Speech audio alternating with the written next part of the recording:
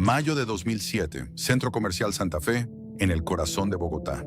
Una fila de miles de personas serpentea por los interminables pasillos de mármol, esperando horas enteras.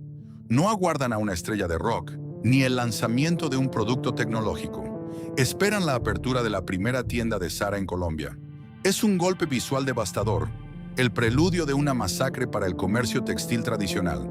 Mientras la multitud enloquece por la promesa de la moda rápida y desechable europea, a pocos metros de allí, una sombra de silencio comienza a cubrir los escaparates de Guess y Punto Blanco. Durante décadas, estas marcas emblemáticas del grupo Cristal fueron los reyes indiscutibles del armario colombiano. Eran el destino obligado y confiable para los regalos del Día del Padre, las camisetas inmortales de la temporada escolar y los básicos que casi formaban parte de la familia. Sus inmensas tiendas, antes bulliciosas cada fin de quincena, de repente se sentían anticuadas. Se estaban convirtiendo en museos de una época donde la ropa se compraba para que durara toda la vida. El fast fashion había llegado para devorarlos.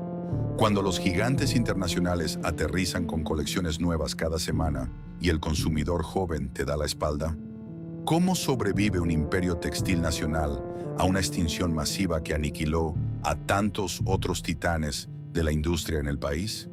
Esta no es la historia de una quiebra, liquidaciones tristes o vitrinas cerradas para siempre. Es la crónica cruda de una institución colombiana que, asomada al abismo, entendió una dura verdad. El pasado glorioso no te protege del futuro. Para sobrevivir, tuvieron que ejecutar la decisión empresarial más dolorosa de todas: asesinar su propia identidad clásica y destruir lo que los hizo grandes, para poder renacer.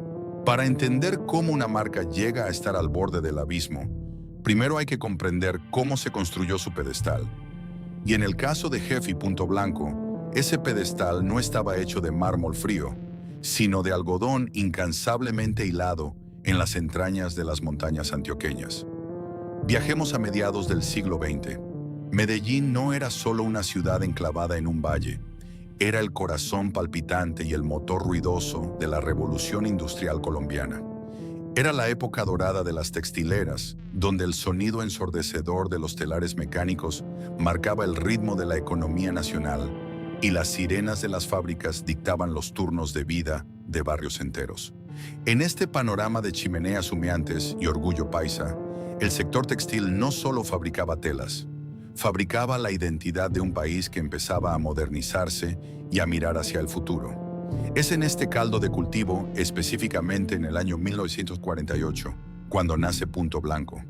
En sus inicios, la premisa de sus fundadores era tan humilde como profundamente ambiciosa: fabricar calcetines y ropa interior que no tuvieran absolutamente nada que envidiar a las importaciones europeas. Pero más allá de la calidad técnica y la precisión de las máquinas, la marca entendió rápidamente la idiosincrasia del colombiano de a pie. En una Colombia de familias numerosas, de 7 u 8 hijos, y de presupuestos ajustados, la ropa no era un artículo de lujo ni un capricho de una sola postura. Era una inversión seria. El consumidor de los años 50, 60 y 70 buscaba lo que, en la cultura popular de la época, se denominaría ropa de batalla. Las prendas tenían que resistir el implacable lavado a mano en lavaderos de cemento con jabón de tierra, el secado al sol inclemente en las terrazas y, sobre todo, el paso implacable del tiempo. Un par de medias Punto Blanco o una camiseta básica no se compraban para usarse durante una breve temporada. Se compraban para durar años. A este linaje de durabilidad legendaria se sumaría Guess. Aunque con una estética que con el tiempo buscaría democratizar el estilo casual y acercar las tendencias globales al mercado local, su ADN era exactamente el mismo: prendas básicas, algodones pesados, tintes firmes y costuras virtualmente indestructibles. Bajo la sombrilla protectora de lo que hoy conocemos como el Grupo Cristal, ambas marcas comenzaron una simbiosis perfecta. Punto Blanco dominaba la intimidad del cajón de la ropa interior y la calcetería, mientras que Guess se apoderaba del exterior con camisetas, chaquetas ligeras, polos y sudaderas. Durante décadas, estas marcas tejieron, literalmente, un hilo rojo invisible que conectaba a todas las generaciones de colombianos. Era una época donde el concepto de moda rápida o fast fashion habría sonado a un cuento de ciencia ficción absurdo. La promesa de valor era sagrada y se comprobaba en la práctica diaria. Una camiseta de Jeff podía ser heredada del hermano mayor al menor, y a veces hasta a un primo o un tercer hermano, sin perder su color original ni ceder un centímetro en el cuello. En los hogares colombianos, desde el frío de Bogotá hasta el calor sofocante de la costa Caribe, la frase popular «eso sí salió muy fino» se convirtió en el eslogan no oficial, pero más poderoso, de la compañía. El éxito arrollador de Jeff y Punto Blanco en esta etapa formativa no radicaba en desfiles de alta costura, ni en campañas de marketing estrafalarias protagonizadas por supermodelos. Su triunfo se basaba en la confianza ciega y absoluta del consumidor. Eran marcas silenciosas pero omnipresentes. No te vendían un estilo de vida inalcanzable. Te vendían la tranquilidad mental de que, al abrir tu armario a las 6 de la mañana, antes de ir a trabajar o a estudiar, esa prenda iba a estar ahí, intacta, manteniendo su forma original lavado tras lavado. Sin embargo, esta evolución magistral, que las llevó de ser simples fábricas textiles a convertirse en gigantescas potencias del comercio minorista, trajo consigo una transformación monumental.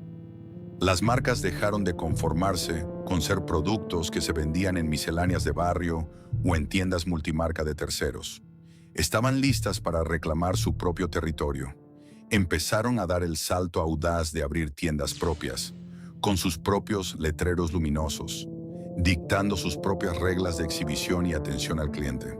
Se estaban convirtiendo paso a paso en los dueños absolutos del ecosistema comercial del país.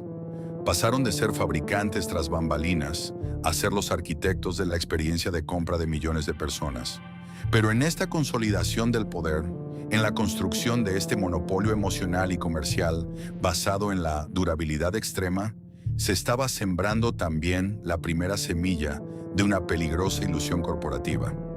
La creencia inquebrantable de que el cliente colombiano, fiel, tradicional y pragmático, jamás cambiaría sus hábitos de consumo. Y así, con la calidad como bandera indiscutible y el monopolio de los básicos firmemente aferrado en sus manos, Jeff y Punto Blanco se prepararon para entrar a la época de su mayor esplendor, listos para construir verdaderos palacios de algodón en cada nuevo proyecto comercial que se levantara en el país. A medida que Colombia entraba en las últimas décadas del siglo XX y se asomaba al nuevo milenio, el paisaje urbano del país experimentó una transformación radical.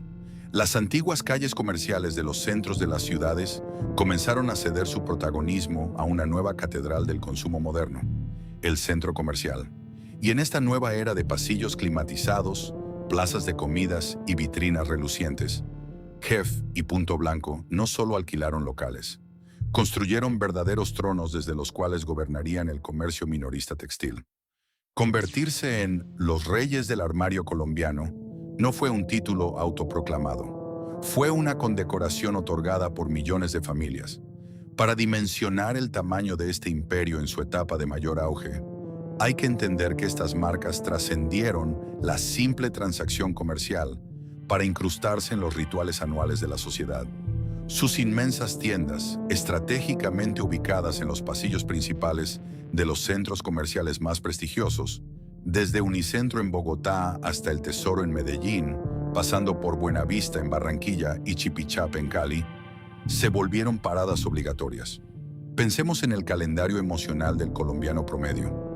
La temporada escolar en enero y febrero no empezaba oficialmente hasta que los padres cruzaban las puertas de Jeff para surtir a sus hijos con los uniformes no oficiales, las camisetas blancas inmaculadas que debían sobrevivir a 10 meses de educación física, recreos sudorosos y derrames accidentales de jugo de mora. Punto Blanco, por su parte, dominaba sin piedad el Día del Padre. Durante el mes de junio, sus tiendas se abarrotaban de esposas e hijos buscando el regalo seguro, práctico y tradicional. Cajas de calcetines ejecutivos y ropa interior que el patriarca de la familia recibiría con una sonrisa predecible. Y luego llegaba diciembre. En la frenética carrera de las compras navideñas, los almacenes del Grupo Crystal eran un puerto seguro. Cuando el presupuesto de la prima de fin de año no alcanzaba para lujos extravagantes, regalar un paquete de básicos de alta calidad era un gesto de aprecio que nunca fallaba. El diseño de estas tiendas reflejaba exactamente esa confiabilidad. No había música estridente ni luces intermitentes diseñadas para aturdir. Eran espacios amplios, ordenados milimétricamente, con torres de prendas dobladas a la perfección por colores, transmitiendo una sensación de abundancia, orden y estabilidad. Las familias enteras hacían de la visita a estos almacenes un plan de fin de semana. Después de cobrar la quincena, el recorrido típico incluía pasar por el supermercado grande y luego caminar hacia las vitrinas iluminadas de Punto Blanco y Jeff. Era una experiencia de compra táctil, donde el ritual consistía en estirar la tela, revisar las costuras dobles y asentir con la cabeza en señal de aprobación. La relación calidad-precio no tenía rival en el mercado doméstico, y cualquier intento de competencia local era rápidamente asfixiado por la imponente capacidad de producción y distribución de la compañía matriz. El volumen de ventas y el tamaño de las operaciones eran simplemente colosales. Empleaban a miles de personas, desde las operarias en las inmensas plantas de producción en Antioquia, pasando por los sofisticados centros de distribución, hasta los cientos de asesores de ventas que conocían el inventario de memoria. Ser un empleado directo de estas tiendas era considerado un trabajo estable, casi un orgullo, en una industria donde la informalidad muchas veces dictaba las reglas.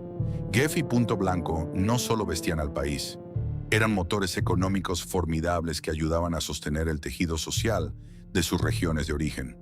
En aquella época, llevar una prenda que en su etiqueta dijera «Hecho en Colombia» no era un mero detalle geográfico.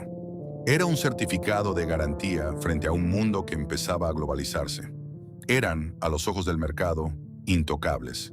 Sin embargo, en las altas esferas de la junta directiva y en los impecables pasillos de las oficinas centrales, este éxito abrumador comenzó a tejer una trampa invisible y seductora: la complacencia.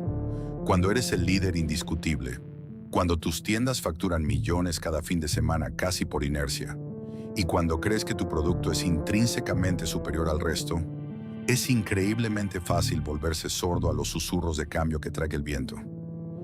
El liderazgo del momento operaba bajo un paradigma sólido pero peligrosamente estático.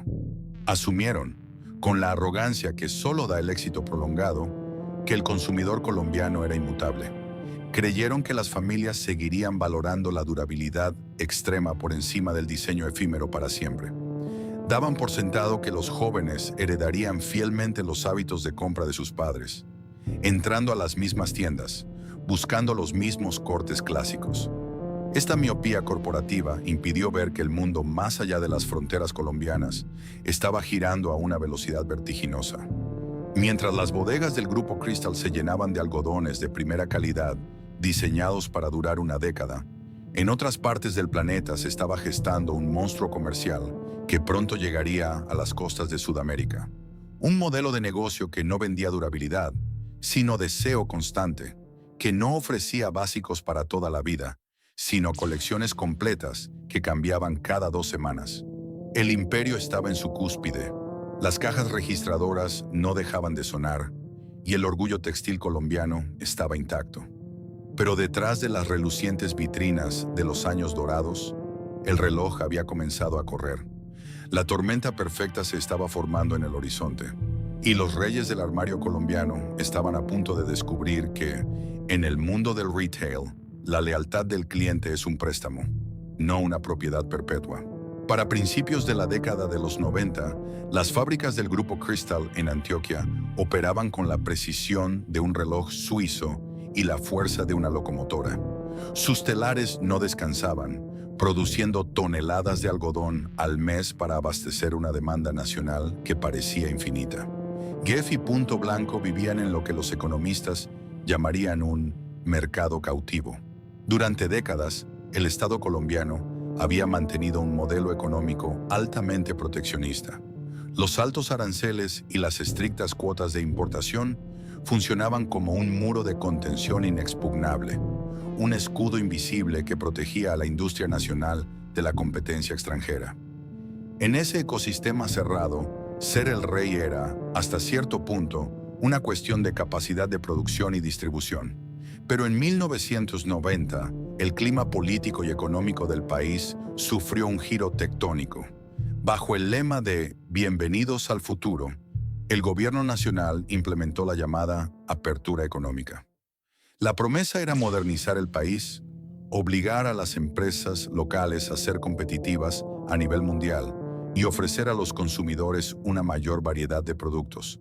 En la práctica, para la industria textil manufacturera, fue como abrir de golpe las compuertas de una represa. De la noche a la mañana, los aranceles se desplomaron. Los puertos de Buenaventura en el Pacífico y Barranquilla y Cartagena en el Caribe comenzaron a recibir un flujo incesante de contenedores gigantescos. Ya no traían solo maquinaria o repuestos industriales, traían ropa, toneladas y toneladas de prendas fabricadas en Asia, producidas con costos laborales que representaban una fracción minúscula de lo que costaba mantener a un trabajador formal en Colombia. Fue un choque de dos mundos asimétricos. Por un lado, GEF y Punto Blanco, operando bajo un modelo industrial pesado y responsable. Tenían inmensas plantas físicas, miles de empleados con todas las prestaciones sociales de ley, salud, pensiones, cesantías, sindicatos estructurados y una cadena de suministro construida para garantizar la máxima calidad y durabilidad del algodón. Por el otro lado, fábricas transoceánicas que producían en masa, utilizando mezclas de poliéster y fibras sintéticas mucho más baratas, sin las mismas cargas prestacionales. La diferencia en los costos de producción era abismal y se reflejó inmediatamente en las etiquetas de precio. Una camiseta básica importada podía costar en la calle un tercio o incluso un cuarto del valor de una camiseta tejida en las montañas antioqueñas. Por primera vez en su historia, la promesa de valor absoluta de GEF y Punto Blanco, su legendaria durabilidad, comenzó a enfrentarse a un enemigo silencioso pero implacable: la tentación del precio bajo. Si la importación legal ya era un golpe bajo para las finanzas de la industria textil tradicional, lo que realmente desató la tormenta perfecta fue un fenómeno paralelo que se enquistó en la economía colombiana: el contrabando. No se trataba solo de ropa escondida en maletas, era un contrabando técnico, masivo y descarado. Contenedores enteros de prendas asiáticas entraban subfacturados, evadiendo impuestos y aranceles comerciales. Este ecosistema informal encontró su principal vitrina en los San Andresitos, inmensos complejos comerciales populares que proliferaron en el centro de Bogotá, Medellín, Cali y prácticamente cualquier ciudad intermedia del país. En estos laberintos de pasillos estrechos, los consumidores colombianos descubrieron un paraíso de ropa ridículamente barata. Para las directivas de GEF y Punto Blanco, la situación era frustrante y, desde un punto de vista comercial, profundamente injusta. ¿Cómo compites contra un adversario que no paga impuestos, que no asume costos laborales formales y que puede hundir los precios por debajo de tu costo neto de producción? Las inmensas tiendas de los centros comerciales tradicionales seguían recibiendo clientes. Sí, pero el volumen de ventas empezó a mostrar fisuras. Al mismo tiempo, ocurrió algo más sutil pero igualmente peligroso: una transformación en la psicología del consumidor. Hasta ese momento, como habíamos visto, la mentalidad colombiana era la de comprar ropa como una inversión a largo plazo. Comprar para que dure. Pero con la inundación de ropa barata asiática, las familias comenzaron a hacer un cálculo matemático diferente. Si por el precio de una sudadera Punto Blanco, indestructible y de algodón puro, podían vestir a 3 hijos con sudaderas importadas, la balanza de la lealtad empezó a inclinarse hacia el bolsillo. El cliente de clase media y media baja, ahogado por las fluctuaciones económicas del país, empezó a aceptar un nuevo pacto: sacrificar la durabilidad extrema a cambio de volumen y variedad. Empezaron a tolerar que una camiseta perdiera su forma después del 5.º lavado, o que los colores se desvanecieran rápidamente, porque reponerla era extremadamente económico. La ropa comenzó a perder su estatus de bien duradero para acercarse peligrosamente a la categoría de bien desechable. Jeff y Punto Blanco se encontraron atrapados en un fuego cruzado. No podían rebajar sus precios al nivel de los asiáticos sin llevar a la quiebra a sus propias fábricas y despedir a miles de familias colombianas. Tampoco querían sacrificar la calidad de sus algodones, pues sentían que estarían traicionando su propia esencia y destruyendo el único diferenciador que les quedaba. A finales de la década de los 90, la marca sobrevivía gracias a su inmensa inercia, a la fidelidad de sus clientes más tradicionales y a su músculo financiero acumulado. Las vitrinas seguían iluminadas, pero en las salas de juntas el ambiente era de asedio constante. Habían resistido la primera gran ola de la globalización, pero el mercado había cambiado para siempre.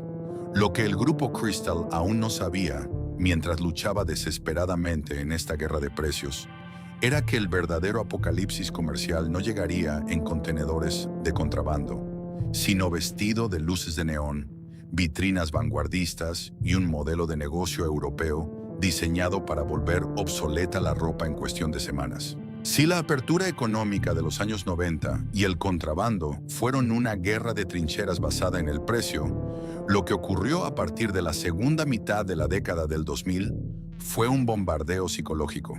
La amenaza ya no venía escondida en contenedores oscuros de mercancía sin marca. Venía envuelta en luces de neón, bolsas de papel reciclado con logotipos minimalistas y un aura de sofisticación europea y norteamericana que deslumbró por completo a la sociedad colombiana. Era el desembarco oficial de los gigantes globales del fast fashion, el grupo Inditex con Zara, Bershka, Pull&Bear y más adelante, titanes como Forever 21 y H&M.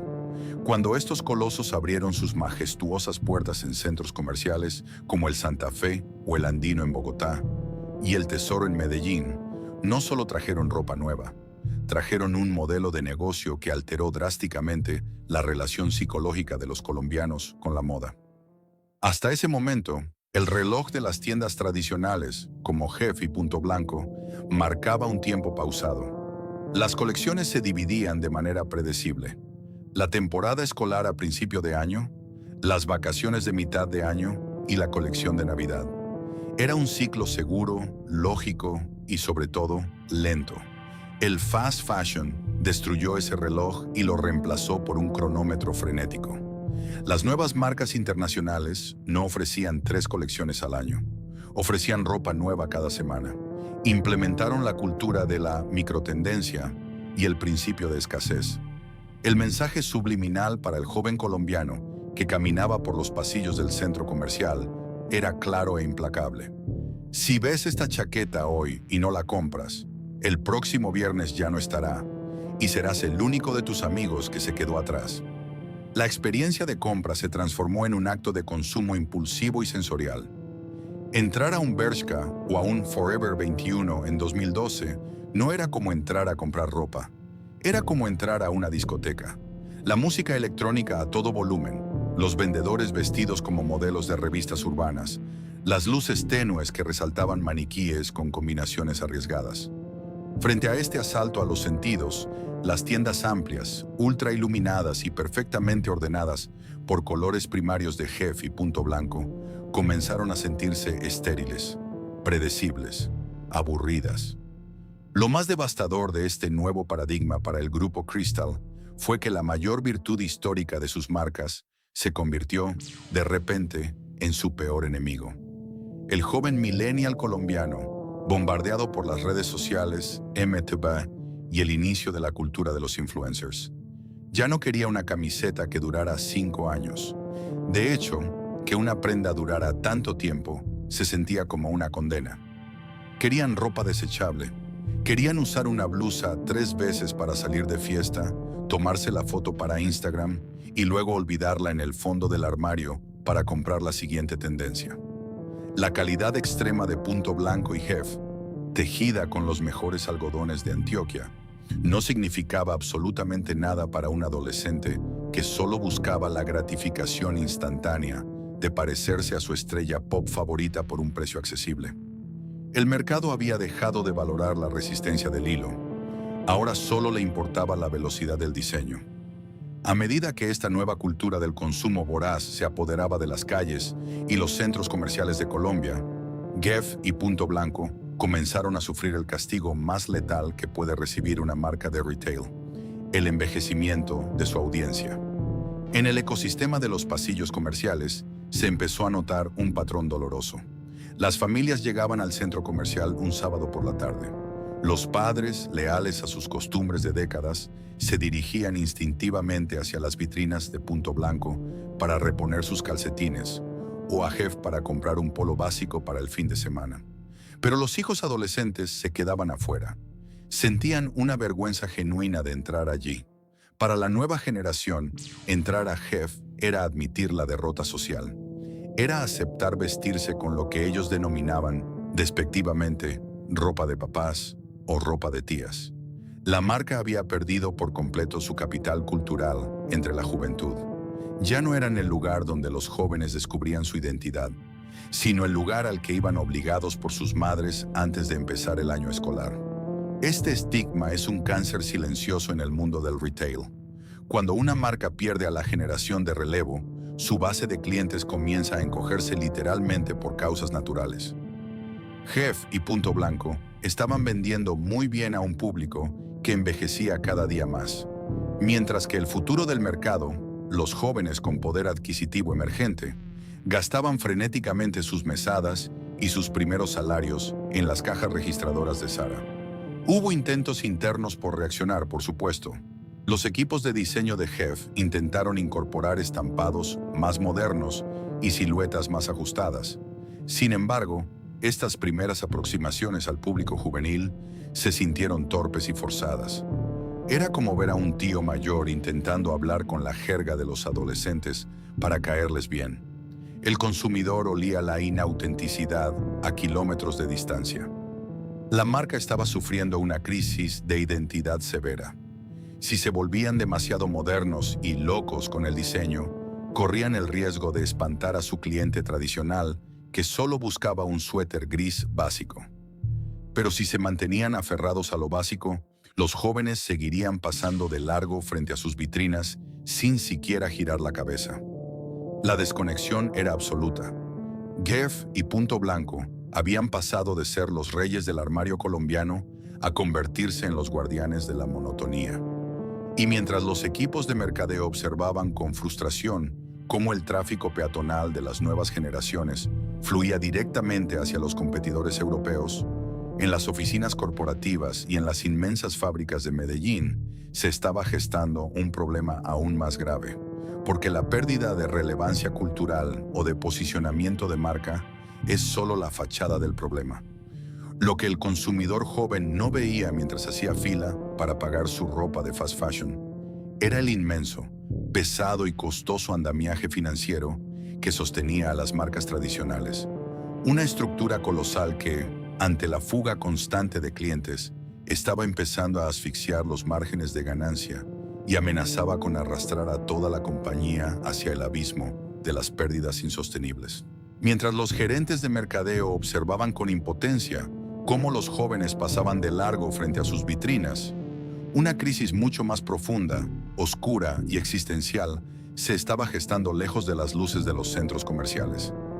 Para entender la verdadera magnitud del peligro que acechaba a Guess y Punto Blanco, hay que apartar la mirada de las estanterías de ropa y enfocarla en el corazón de sus operaciones, las inmensas fábricas en Antioquia.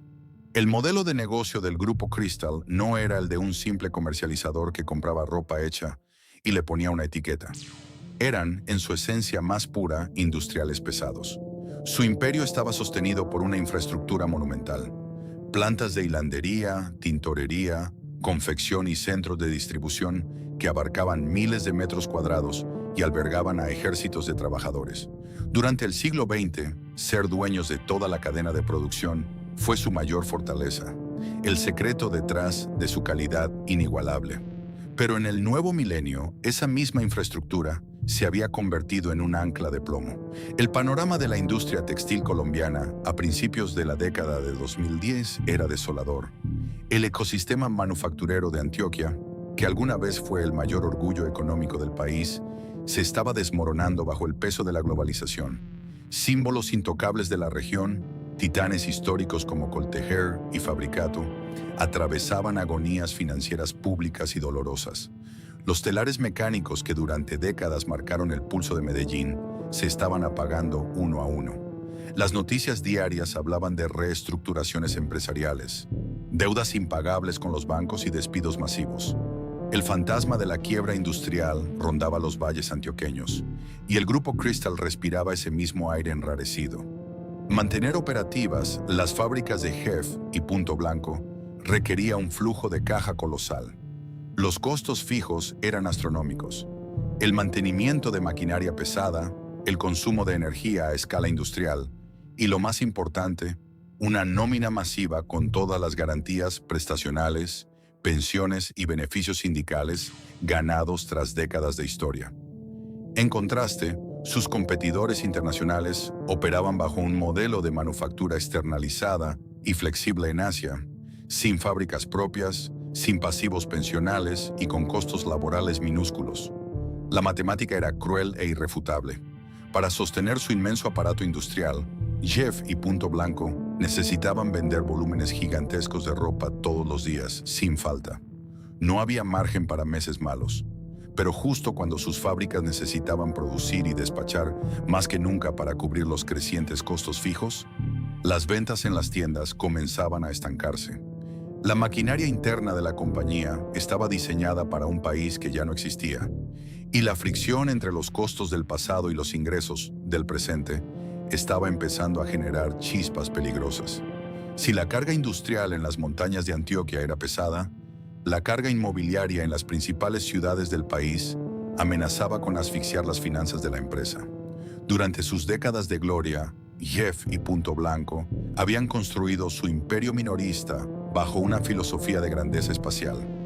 Sus tiendas no eran simples locales, eran inmensos palacios de ropa básica, ubicados en los pasillos principales y más costosos de centros comerciales élite como Unicentro, Andino, El Tesoro y Buenavista. En la época del monopolio, cuando las familias enteras entraban a comprar dotaciones completas para el año, esos inmensos metros cuadrados se justificaban. Cada centímetro de exhibición generaba rentabilidad. Pero a medida que el tráfico peatonal disminuía y el volumen de compra por cliente se reducía drásticamente, la realidad inmobiliaria se convirtió en una trampa mortal. El canon de arrendamiento en los centros comerciales premium de Colombia no perdona. Un local de 400 o 500 metros cuadrados cuesta decenas de millones de pesos al mes, independientemente de si está lleno de clientes eufóricos o sumido en un silencio sepulcral.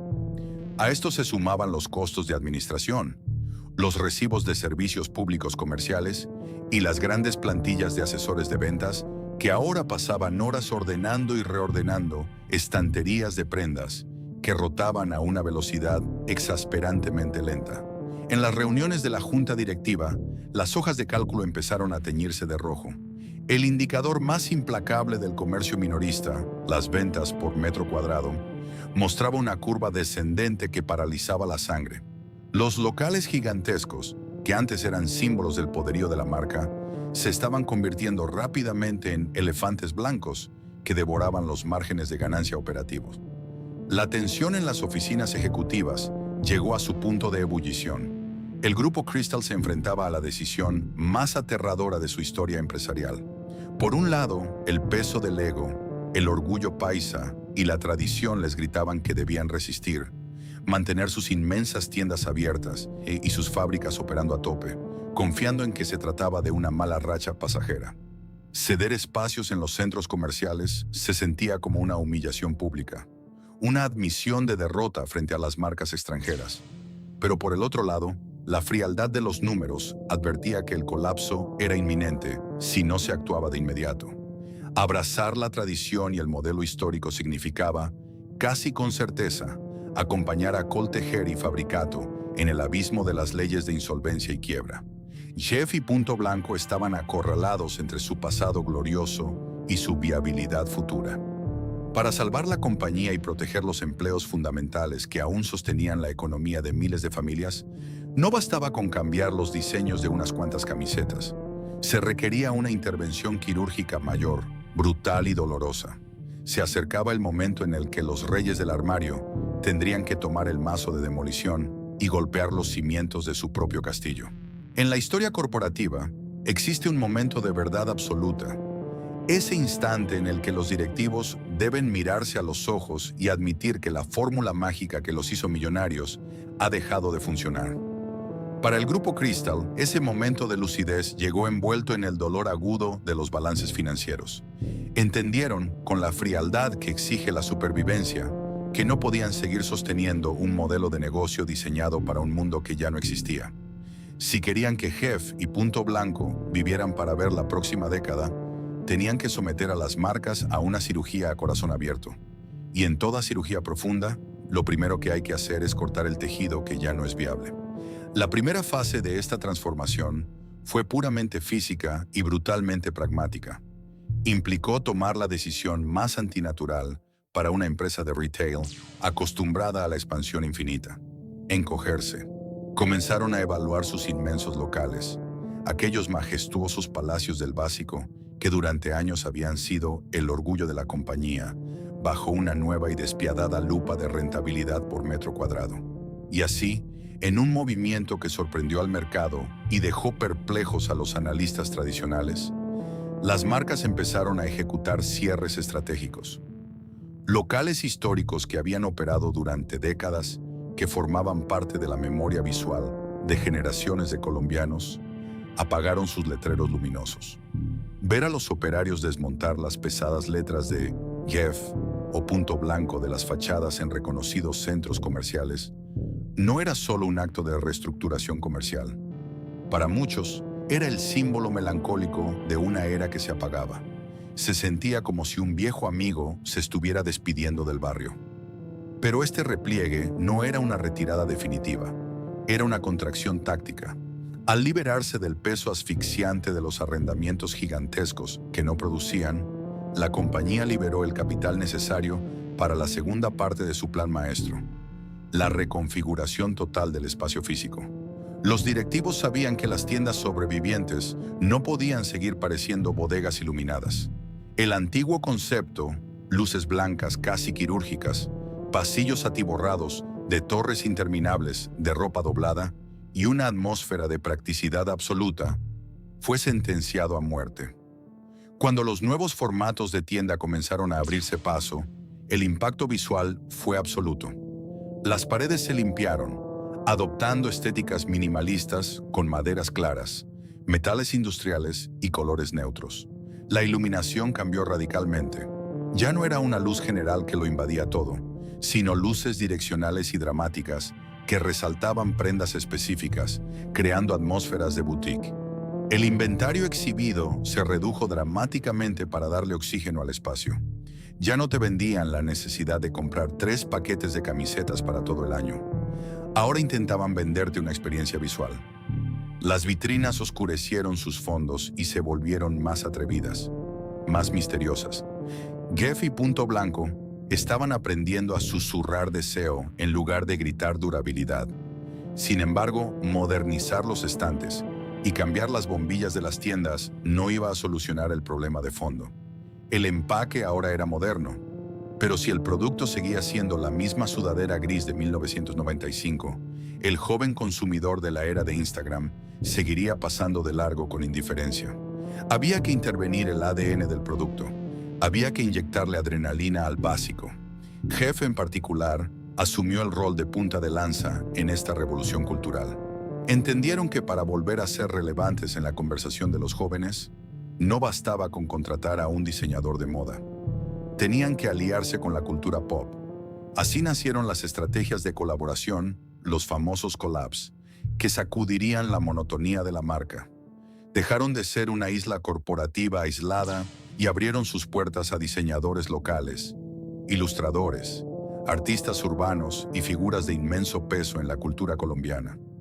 Al fusionar la innegable calidad de la confección del grupo Crystal con estampados vanguardistas, siluetas urbanas oversize, paletas de colores arriesgadas y campañas publicitarias dinámicas, Jeff empezó a hablar un idioma que los adolescentes por fin podían entender.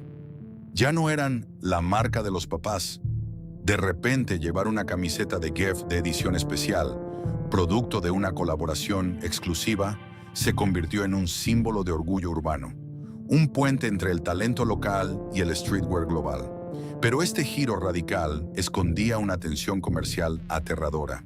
En el mundo del mercadeo, cuando cambias tu identidad para enamorar a un nuevo público, corres el altísimo riesgo de espantar al público que te ha dado de comer durante 20 años. Y ese choque intergeneracional se vivió en tiempo real en los pasillos de las nuevas tiendas. Imagine la escena. Un cliente tradicional, un hombre de 60 años que durante 2 décadas había comprado sus camisas tipo polo en el mismo local de Guess, entra a la tienda recién remodelada. En lugar de encontrar su montaña predecible de polos azules y grises, se topa con música electrónica latiendo en los parlantes, colecciones cápsula de colores neón, siluetas holgadas que no comprende y vendedores que lucen tatuajes y cortes de cabello vanguardistas. Confundido, sintiendo que ha entrado al lugar equivocado, el cliente da media vuelta y se marcha. Ese hombre que salía por la puerta representaba el sacrificio más doloroso de la junta directiva. El grupo Crystal tuvo que tomar la decisión consciente de despedir a una porción de su base de clientes más leal y antigua. Aceptaron que las abuelas y los padres más conservadores probablemente no entenderían la nueva visión de Punto Blanco o Guess y que sus ventas en ese segmento demográfico caerían. Fue una apuesta suicida bajo la óptica del comercio tradicional. Quemar las naves del pasado, confiando ciegamente en que las nuevas generaciones llenarían ese vacío antes de que la caja registradora se quedara sin fondos. Fue un proceso de luto corporativo y una metamorfosis desgarradora. Destruyeron su legado visual, abandonaron sus fortalezas inmobiliarias y sacrificaron la fidelidad de sus clientes fundacionales. Todo con la esperanza de que esta nueva y arriesgada versión de sí mismos fuera lo suficientemente fuerte para sobrevivir a la carnicería del fast fashion. Estaban heridos, pero estaban vivos. Habían logrado estabilizar al paciente tras la cirugía estética y comercial más grande de su historia.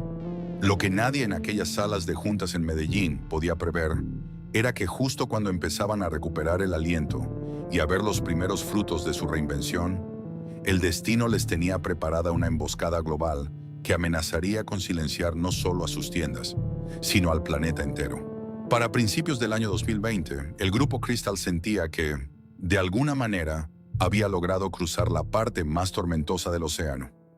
La dolorosa reestructuración de la que hablamos antes estaba empezando a mostrar sus frutos.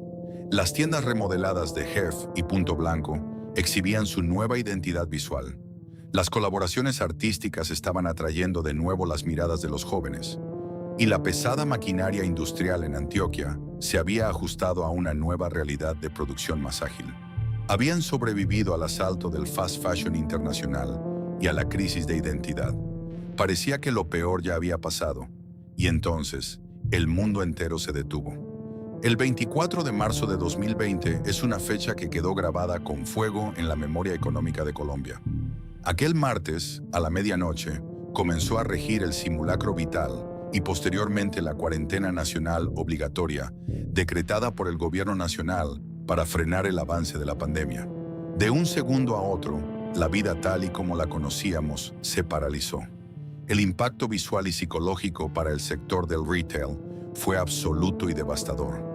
Los grandes centros comerciales del país, esos mismos pasillos de mármol en Bogotá, Cali, Barranquilla y Medellín, que siempre habían sido el hábitat natural de Guess y Punto Blanco, se vaciaron por completo.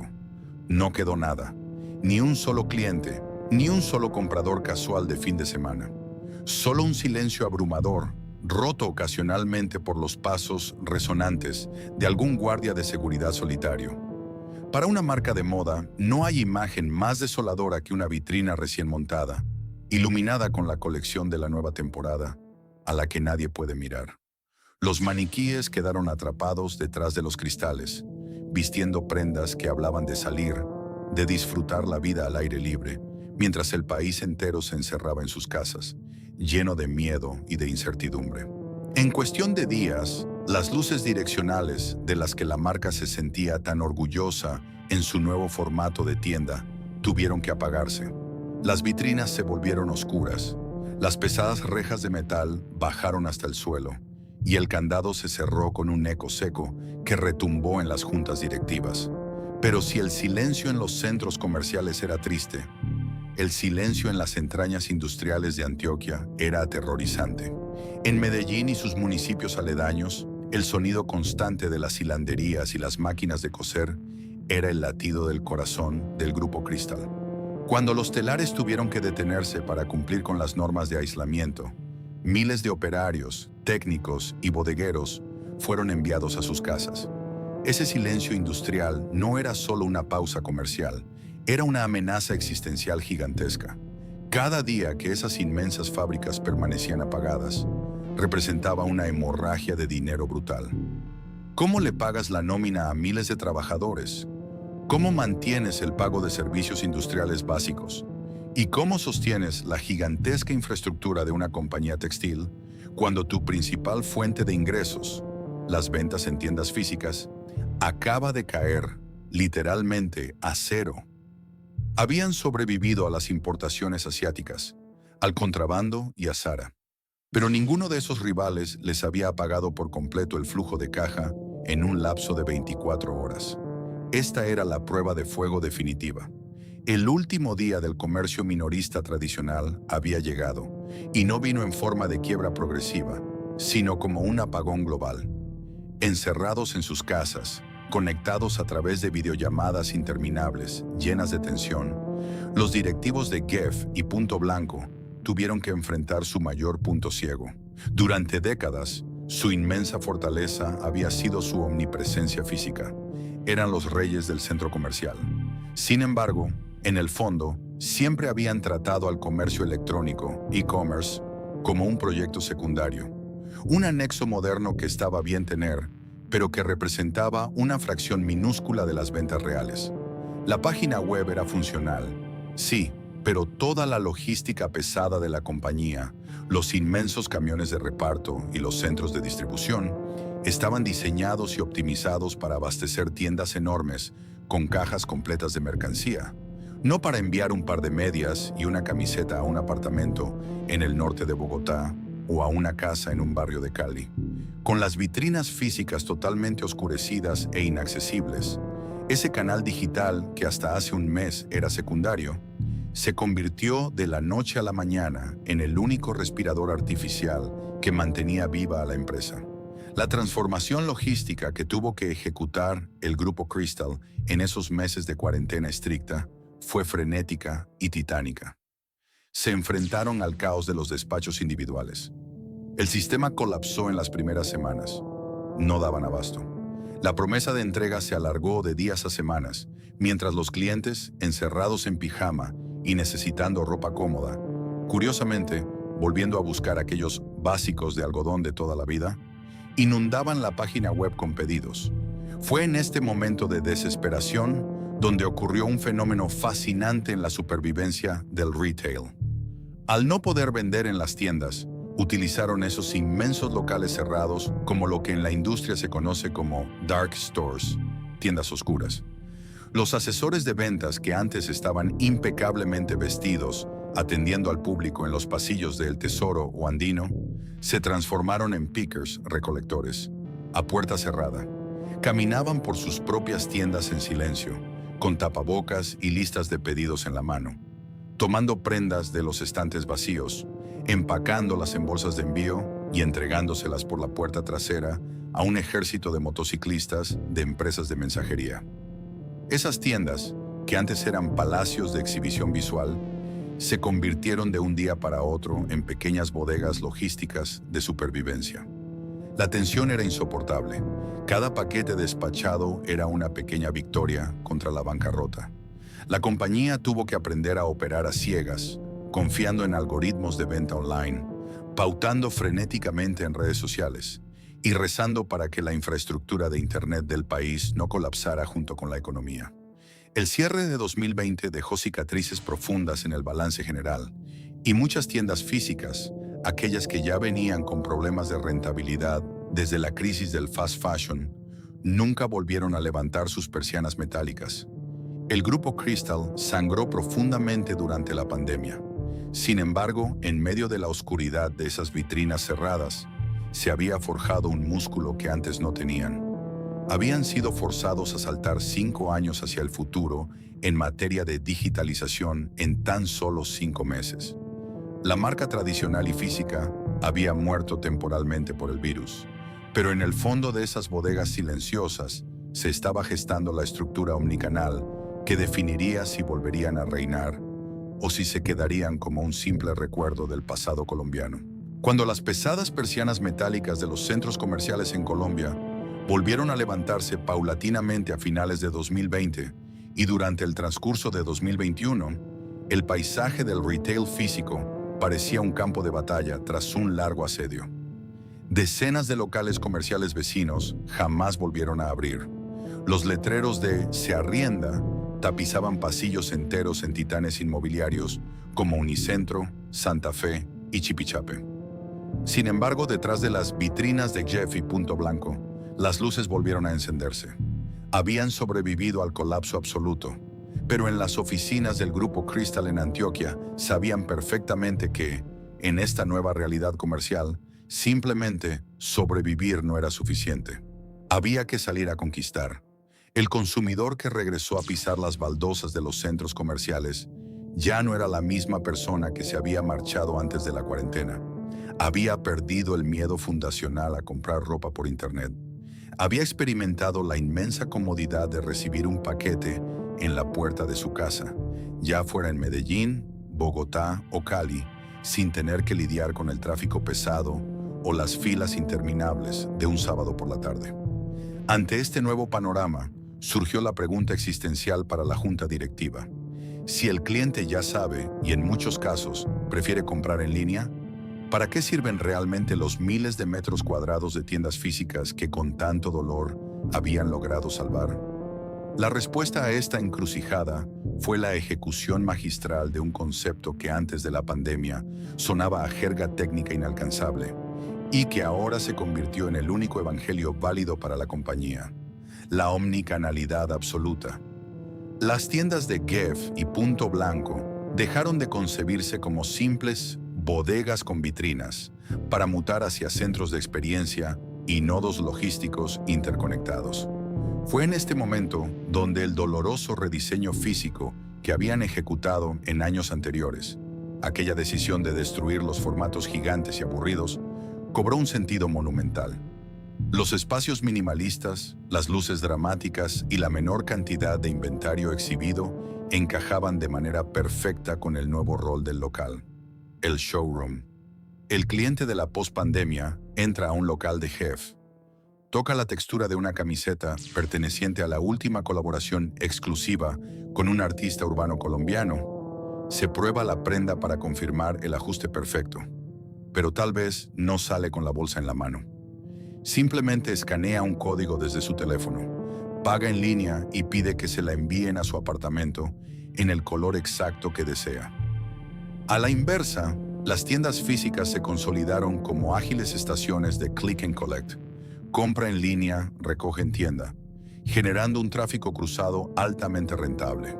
Los asesores de ventas, que en el modelo del siglo pasado se limitaban a doblar ropa y facturar, tuvieron que reentrenarse aceleradamente para convertirse en verdaderos consultores dentro de un ecosistema híbrido. Esta fluidez extrema entre el mundo físico y el digital le otorgó al grupo Crystal una ventaja táctica invaluable frente a los imponentes gigantes del fast fashion internacional. Mientras que una marca europea o norteamericana dependía de cadenas de suministro globales sumamente complejas y de barcos transoceánicos que sufrían colapsos y retrasos durante la crisis logística mundial post-COVID, Jeff y Punto Blanco jugaban de locales. Tenían la producción en sus entrañas antioqueñas, los centros de distribución a pocas horas por carretera y sus tiendas físicas funcionando como mini almacenes de despacho ocultos en cada ciudad principal. Fue una revancha silenciosa, pero comercialmente letal. La pesada maquinaria industrial que años atrás casi los asfixia por sus altos costos fijos operacionales, ahora, optimizada y conectada a un cerebro digital de inventarios, les permitía reaccionar producir y entregar prendas con una velocidad y precisión que envidiaría cualquier multinacional extranjera. Llegados a este punto de la historia, al mirar los balances financieros recuperados y observar el flujo constante de jóvenes interactuando genuinamente con la marca tanto en TikTok como en los pasillos físicos, las directivas pudieron mirar hacia atrás con una mezcla de profundo alivio y asombro. Comprendieron que la brutal decisión de destruir para reconstruir que habían tomado en la década pasada, cerrar los palacios anticuados, cambiar radicalmente el diseño y sacrificar a una parte de su clientela más conservadora en aras de rejuvenecer la marca, había sido la jugada maestra que, literalmente, les salvó la vida corporativa. Si el Grupo Cristal hubiera intentado enfrentar el apocalipsis de la pandemia, operando con el mismo modelo de negocio pesado, terco y tradicional de los años 90, sin duda alguna habrían engrosado la lista de grandes marcas colombianas que desaparecieron para siempre en 2020. Hoy en día el ecosistema de GF y Punto Blanco es un testimonio corporativo viviente de adaptación extrema. Han logrado el milagro de retener la esencia histórica de la calidad y durabilidad que hizo famosas a las marcas a mediados del siglo pasado, pero operando con la mentalidad y agilidad de una empresa tecnológica del siglo XXI. Ya no son aquel monopolio cómodo que imponía sin esfuerzo lo que el colombiano debía vestir, como ocurría en los nostálgicos años 80. Ahora navegan y compiten en mar abierto, rodeados de feroces competidores internacionales, pero han demostrado con creces que conocen las corrientes y los vientos del mercado local mejor que nadie. La supervivencia y reinvención de este imperio textil no fue un accidente del destino ni producto de la inercia. Fue el resultado de entender a tiempo que la nostalgia es un veneno muy dulce, pero mortal, en el implacable mundo del retail. En la vasta y a menudo despiadada historia del comercio minorista, existe una especie de cementerio invisible donde descansan los imperios que no supieron leer el reloj de su propio tiempo. La historia empresarial de Colombia está llena de gigantes que alguna vez parecieron invencibles, marcas que dominaron la cultura, que llenaron centros comerciales enteros y que dictaron las reglas del consumo nacional, pero que terminaron asfixiadas por su propia arrogancia, ahogadas en deudas insostenibles o devoradas por la llegada implacable de multinacionales. Sin embargo, cuando el polvo de la globalización se asienta y analizamos el paisaje actual del retail colombiano, las letras de GF y Punto Blanco siguen encendidas. No están en un museo de la nostalgia, ni sobreviven como meras licencias comerciales impresas en ropa importada de baja calidad. Están vivas, operando, compitiendo ferozmente y adaptándose a un ecosistema que aniquiló a muchos de sus contemporáneos. Esto convierte al Grupo Cristal en una de las rarezas más fascinantes y respetables de la historia empresarial del país.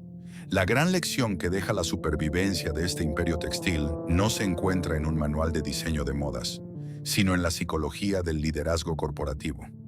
GF y Punto Blanco nos enseñan el valor incalculable de destruir el ego empresarial. Cuando una marca ha sido la dueña absoluta del mercado durante más de 50 años, la reacción natural frente a una amenaza extranjera, como el fast fashion, suele ser la negación.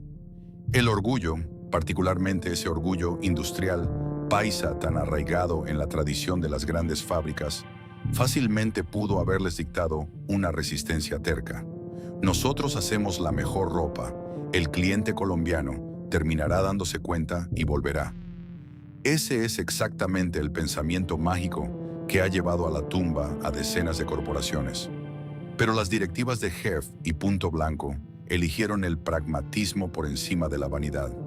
Tuvieron la humildad y la sangre fría para aceptar que su fórmula ganadora había caducado. Aceptaron que las inmensas tiendas de los años 90 ya no eran palacios, sino cargas financieras. Aceptaron que su ropa, por más fina y duradera que fuera, había perdido el pulso de la cultura juvenil.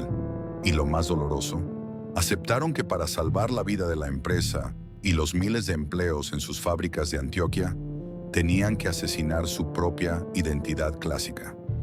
El legado de estas marcas hoy en día es el testimonio de una metamorfosis completa. El hilo rojo que comenzó a tejerse a mediados del siglo XX en las montañas colombianas no se rompió. Simplemente cambió de patrón. Hoy, el significado de JEF o punto blanco en la mente del consumidor es distinto. Ya no representan ese monopolio obligatorio donde las familias resolvían todas sus compras básicas de enero y diciembre casi por inercia. Hoy representan una elección consciente en un mercado ultra competitivo. Es profundamente poético pensar en la conexión intergeneracional que han logrado mantener. La misma abuela que en 1985 confiaba ciegamente en la resistencia de unos calcetines punto blanco lavados a mano, tiene hoy a un nieto que entra desde su teléfono celular a comprar una camiseta oversize de una colección cápsula de JEF para ir a un festival de música urbana. Son dos Colombias completamente diferentes, separadas por décadas de cambios económicos, crisis, aperturas comerciales y revoluciones digitales, pero ambas están conectadas por la misma empresa. Al final del día, los inmensos locales tradicionales que cerraron sus puertas durante la gran reestructuración física no fueron una pérdida, sino el abono necesario para que floreciera un nuevo ecosistema ágil y omnicanal. Las tiendas que desaparecieron se llevaron consigo una forma nostálgica de comprar, de ir en familia los domingos a tocar el algodón grueso y llevar paquetes inmensos. Esa época quedó atrás y pertenece a la memoria colectiva de los centros comerciales de nuestra infancia. Pero la marca prevaleció. JEF y Punto Blanco demostraron que una empresa no es el tamaño físico de sus tiendas, ni la inmutabilidad de sus diseños, sino su capacidad de leer el alma cambiante de la sociedad a la que viste. Superaron la tormenta perfecta de la apertura económica, sobrevivieron a la brutal invasión europea de la moda rápida y atravesaron el fuego purificador de una pandemia global.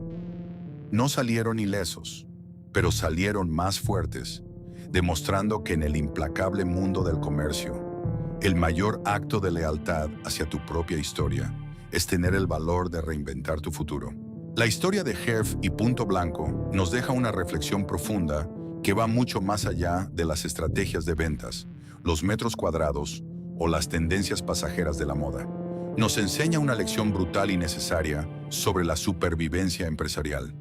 La lealtad del consumidor no es un contrato vitalicio, es un préstamo temporal que se debe renovar todos los días. Durante décadas, estas marcas creyeron que su impecable calidad, su maquinaria pesada en Antioquia y su arraigo absoluto en la tradición familiar colombiana las hacían invulnerables. Eran los gigantes indiscutibles de nuestros centros comerciales, los guardianes confiables de nuestros regalos de diciembre y de la frenética temporada escolar. Pero el implacable mundo del retail no perdona la autocomplacencia ni respeta la nostalgia. La arrolladora llegada del fast fashion internacional y el huracán sin precedentes de una pandemia global demostraron que ni siquiera el imperio más sólido del país puede sobrevivir si se aferra ciegamente al pasado. La verdadera genialidad del Grupo Cristal no fue únicamente su capacidad de producción, sino su inmensa valentía ejecutiva para destruir su propia identidad clásica cuando ésta comenzó a asfixiarlos. Al apagar las luces de sus antiguos y gigantescos palacios, sacrificar a su clientela más conservadora y rediseñar su alma comercial para abrazar el mundo digital, nos demostraron que la única forma genuina de honrar un gran legado es asegurándose de tener un futuro. Hoy, cuando caminamos por sus tiendas con estética minimalista o recibimos una compra en la puerta de nuestra casa en Bogotá, Cali o Medellín, no solo estamos adquiriendo una prenda, estamos presenciando el triunfo de la adaptación extrema en el ecosistema comercial colombiano. JEF y Punto Blanco siguen vivos porque entendieron que para no desaparecer debían dejar de ser lo que alguna vez fueron. ¿Y tú? ¿Qué recuerdos guardas de aquellas inmensas tiendas tradicionales de JEF y Punto Blanco en tu ciudad? ¿Aún conservas alguna de esas prendas que parecían indestructibles durante tu infancia o juventud? Déjanos tu historia y tus memorias en la caja de comentarios. Si este viaje por la historia, los negocios y la cultura de nuestro país te ha gustado, no olvides suscribirte al canal, dejar tu me gusta y compartir este documental. Nos vemos en la próxima historia sobre aquellos imperios que moldearon la forma en que los colombianos vivimos, crecimos y compramos.